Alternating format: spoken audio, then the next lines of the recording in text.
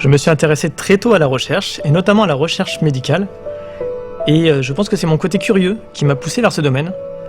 Et c'est donc tout naturellement que je me suis dirigé vers des recherches en biologie, notamment à l'université. Et après mon Master 2 en virologie, j'ai pu intégrer l'équipe du professeur Hugues Deté.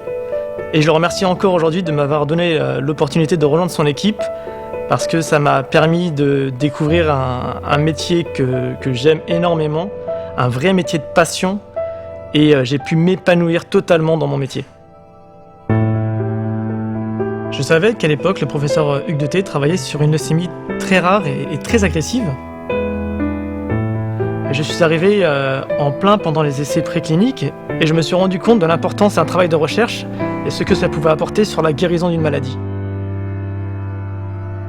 En 2016, nous avons rejoint le CIRB et c'était pour nous l'opportunité de travailler avec une entité regroupant de nombreux chercheurs avec de nombreuses compétences. La leucémie aiguë promyélocitaire sur laquelle nous travaillons est un type de cancer du sang assez rare, mais très agressif et qui provoque la mort en quelques semaines. Elle est due à une anomalie génétique qui va produire une protéine anormale que l'on appelle PML-RAR. Les recherches ont commencé il y a une trentaine d'années lorsque le professeur Hugues Deté a caractérisé le gène à l'origine de cette maladie. Il a fallu comprendre le mécanisme d'action de cette maladie, et c'est peut-être sa double casquette de médecin et de chercheur qui l'ont poussé à utiliser la pharmacopée pour sonder ces mécanismes. C'est d'ailleurs une collaboration internationale avec la Chine qui a permis cette avancée extraordinaire dans le traitement de cette maladie. En introduisant l'arsenic, nous avons trouvé le traitement thérapeutique pour cette maladie très rare. Les essais cliniques réalisés par la suite ont permis de soigner la quasi-totalité des patients. C'est le premier exemple de guérison d'une leucémie par des traitements ciblés, et ça, c'est une énorme avancée.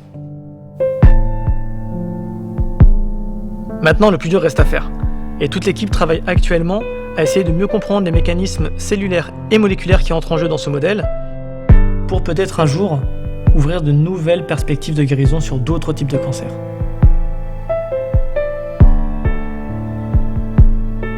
Le partage est primordial dans notre métier. Sans cela, la recherche ne pourrait pas avancer.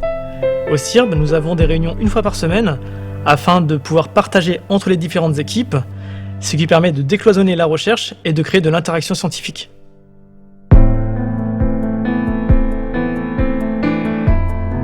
Il m'arrive très souvent de faire le parallèle entre la recherche et le sport. C'est parce que ces deux activités ont beaucoup de points communs, comme les échanges, le partage, les relations humaines, et surtout l'envie d'aller toujours plus loin. En arrivant dans mon premier laboratoire, j'ai tout d'abord découvert des gens qui étaient là pour moi, là pour les autres, qui étaient attentionnés, passionnés, et c'est ce qui m'a donné vraiment cette fibre de vouloir continuer dans ce métier-là. J'ai découvert une vraie communauté où personne ne travaillait dans son coin.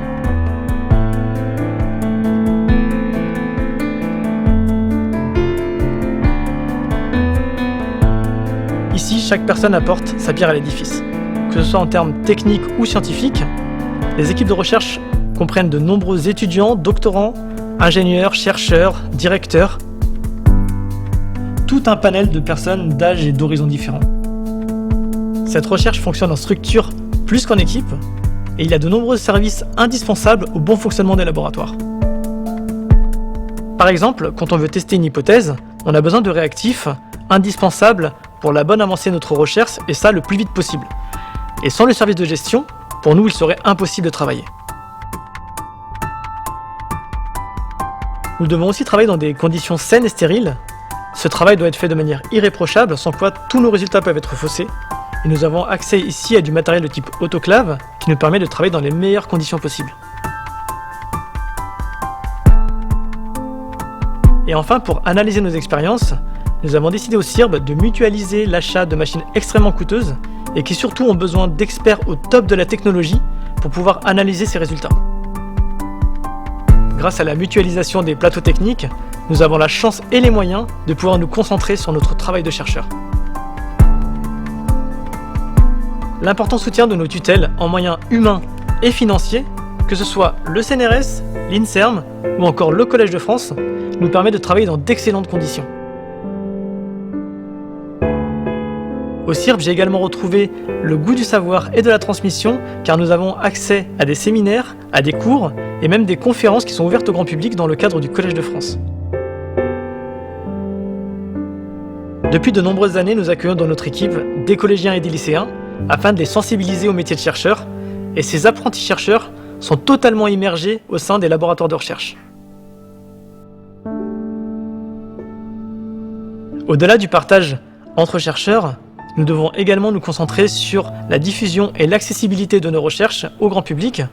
C'est pourquoi c'est important qu'ils sachent ce que nous faisons et pourquoi nous le faisons et ce que ça va leur apporter dans un avenir plus ou moins proche. Aucune des avancées actuelles, médicales ou technologiques, ne serait possible sans partage. La recherche, c'est finalement un apprentissage constant, une soif d'apprendre qui ne s'arrête jamais. Le partage de l'information, de la connaissance ou encore de l'humain est la base de notre métier.